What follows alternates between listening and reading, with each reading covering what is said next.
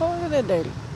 Me në që kursime, kemi fëmijët, kemi punuar ka vjetë tani lehtësisht, pensioni ishte shumë i vogël, po duke u rritur mendojmë se do të në dalë.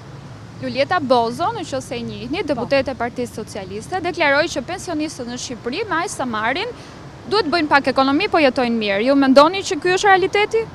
Jo, ai nuk është realiteti, po tani neve me këtë regjim jemi mësuar.